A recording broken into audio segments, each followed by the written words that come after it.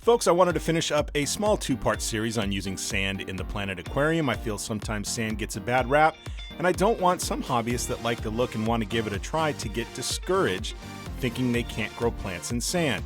In part 1, we talked about what type of sand to use and not to use, some misconceptions about sand, and some advantages of sand.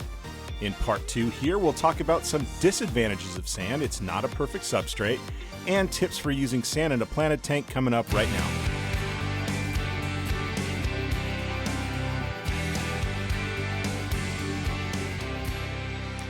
I'm currently using sand in 2 tanks, my 15-gallon crib fry grow out tank. And I showed the plant growth I was able to get with the pool filter sand there in the first video. I also showed my 10-gallon tank, where I'm also using pool filter sand and the plant growth I've been able to get from that. So you can do a pretty darn good job growing plants in sand, but it isn't a perfect substrate. And while I talked about advantages of using sand, I also want to talk about some disadvantages of using sand in planted tanks. Number 1, sand has a very low CEC rating. Now, what is CEC? That stands for cation exchange capacity of a substrate. Now, what exactly is a CEC rating? It's important to spend just a minute on this if you aren't familiar with it. So the cation exchange capacity, or the CEC rating, is a substrate's ability to attract, absorb, hold, and release nutrients, making them available to your plants. A positive charge is called a cation. So for right now, think positively charged nutrients for your plants. I'm going to use my 36-gallon bow front tank as an example. I'm using ADA Amazonia aqua soil. It has a very high CEC rating. It's a rice-based soil with a lot of clay in it. Now, if you're wondering why aquarium substrates use a lot of clay, it's because clay particles have a negative charge. And because they have a negative charge, they're able to attract positively charged nutrients like potassium, magnesium, and calcium.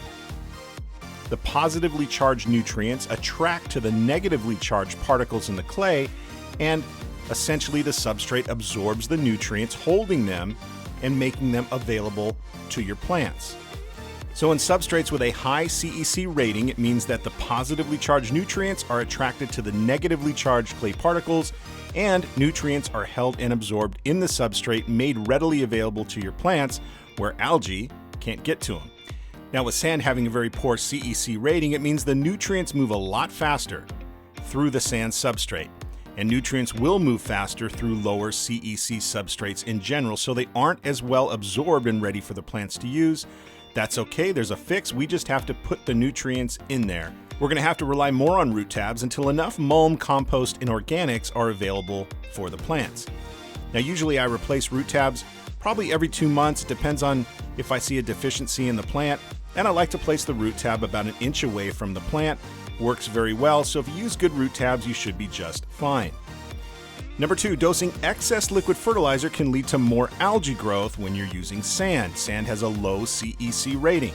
Excess liquid fertilizer won't be absorbed as well by the sand substrate. Now, this is different using a substrate with a high CEC rating like Amazonia aqua soil.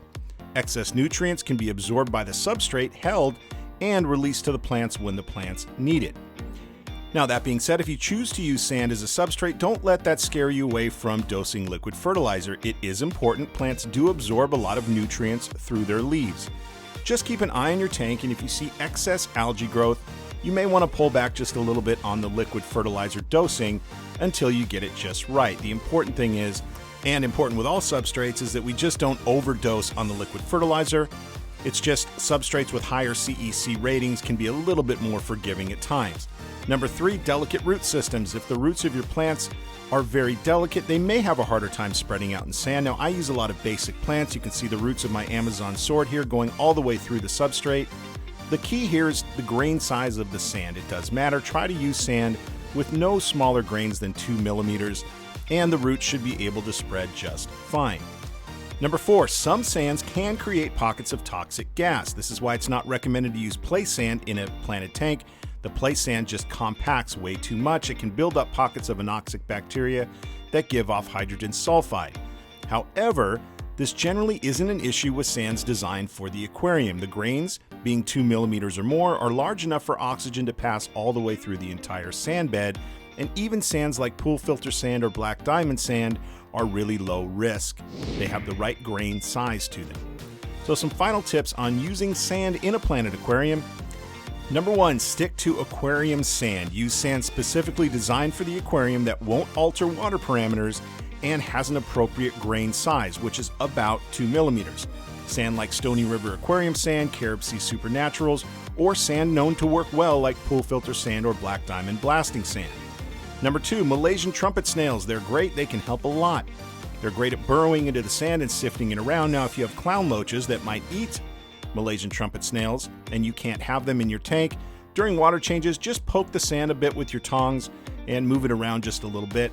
Should be just fine. Number 3, use good root tabs right after planting and every 2 to 3 months. Now, I love Nylock G's Thrive tabs, but you can also use, of course, Flourish tabs, API root tabs, or DIY Osmocote root tabs. They'll all work really well for you. And number 4, with the liquid fertilizer, just make sure you're not overdosing. If you see a little extra algae growth, pull back on that a little bit until you get it just right. So while sand isn't a perfect substrate, and you may not get absolute optimal plant growth from it, you can certainly do a pretty darn good job using sand, the right type of sand, and using root tabs.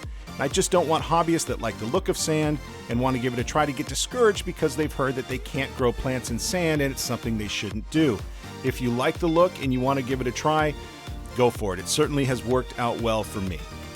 So folks, hopefully that little series on sand was helpful to you. Please like, comment, subscribe for future content, and as always, thanks for watching.